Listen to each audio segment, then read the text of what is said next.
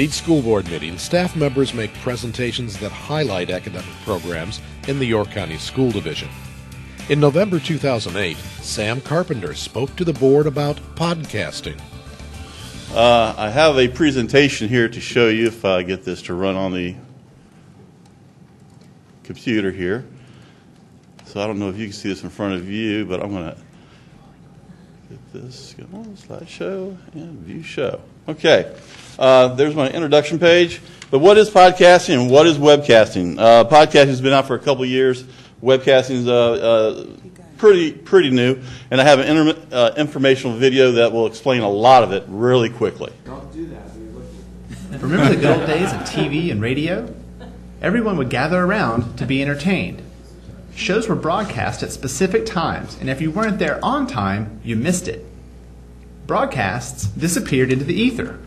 Well, things have changed. This is podcasting in plain English. Here's the big idea. Thanks to podcasting, show times don't matter. When a new show is created, podcasting gives you a way to capture it and take it with you to watch or listen to later, usually for free. It makes shows personal and available on demand. That's what makes it different from broadcasting. It works by setting up a connection between a website and a computer so that new shows automatically show up when available. Here are 3 reasons why podcasting is becoming so popular. The first is that anyone can do it. No satellites, radio towers, or studios needed. Most people only need a microphone or video camera, a computer, and a connection to the web.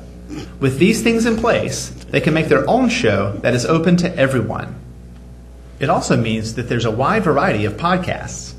Whether it's investment advice from Wall Street or your neighbor's gardening show from down the street, there is likely a podcast for you.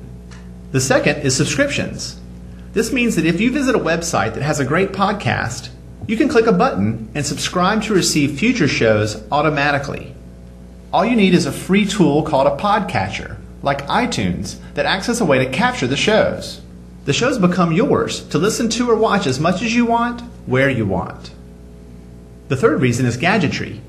You can download a podcast onto a computer, but you can also download it to an MP3 player or other portable device and take it with you. And remember, podcasts work on all sorts of devices, not just iPods. So, let's look at how Jason uses podcasts. He uses the web every day, rides the bus to work, and loves Japanese culture. Recently, he found a podcast by a Western couple living in Tokyo. After a quick listen, he subscribed to their podcast from their website. That night, as he slept, a new show downloaded onto his MP3 player. The next morning, he was on the bus, listening to his new friends in Tokyo, imagining what it would be like to eat the freshest sushi in the world. Podcasting made it happen. It made it possible for the couple in Japan to create a show for only a few yen. It made it possible for Jason to subscribe to their show and take it with him. Podcasting means we don't have to depend on traditional media. Now, everyone can have a voice that shows their true colors. I'm Lee Lefevre, and this has been Podcasting in Plain English on the Common Craft Show. Oh, one quick thing. The Common Craft store now offers downloadable versions of our videos for use in the workplace. Find them at commoncraft.com. And that's our quick video to show you what podcasting's about.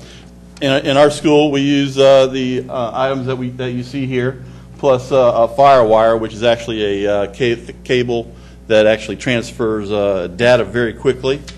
The programs that we use right now are Pinnacle, iMovie, iMovie High Definition, GarageBand, and iTunes, all off of things like this. And I might want to show this way, because our next webcast that we show are going to be of Dr. Sebastian, as soon as we have all of Dr. Williams' ones loaded up. Also, let me see. The process, the students get to write a script and they get to film the scenes. Then they have to capture that video by actually putting it on the computer. Then you get to edit the video in the software that provided, either Pinnacle or iMovie.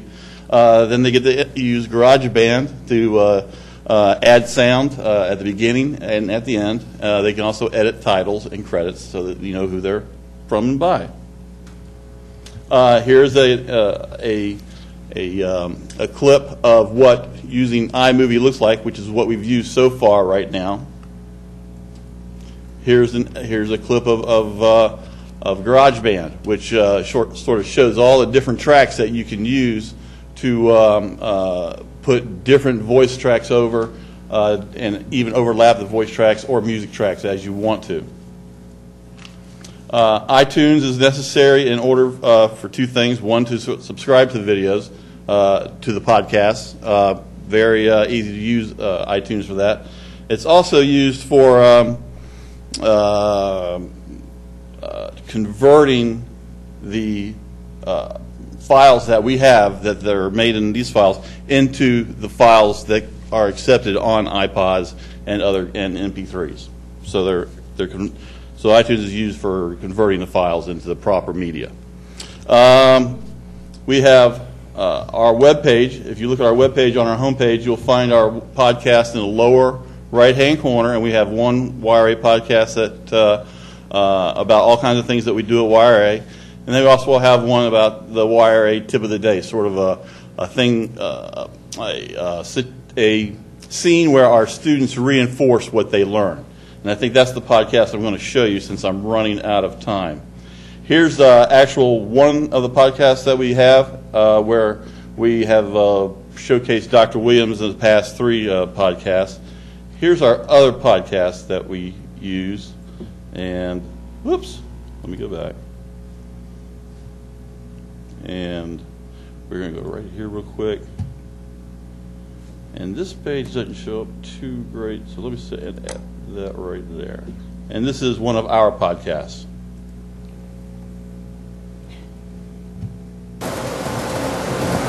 Hi, I'm Ricky. And I'm Mike with the YRA Techno Tip of the Day newscast. Today we're going to show you how to use a picture to put in the background of your PowerPoint. First you go to Format, then to Background. You use the drop-down bar, Fill Effects. You can click the Picture tab, select Picture. Then you go to the Drives folder wherever your pictures are and select that picture. Insert. Click OK. Use Apply to All to put in all of your slides. Use Apply to put in the slide that you selected. Alright, now that we showed you that way, now we're going to show you the shortcut. Right click, Background, drop down bar, Effects. Then you select Picture. You go to the Drives folder where all your pictures are and you insert that picture. Insert. Okay. And you do the same thing. I'm Ricky. And I'm Mike. And that was your YRA Techno Tip of the Day webcast.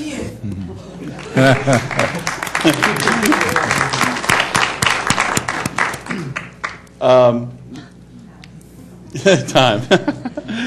I do want to show you our next page and show you our statistics here. It's amazing how this thing has sort of just taken off. And if you'll notice, there's a number down here. It says all-time downloads 2,720. That means 2,700 people have clicked on these podcasts and looked at them. And you'll see that there's a dip during the summer when we're not in school, but then all of a sudden they're rising,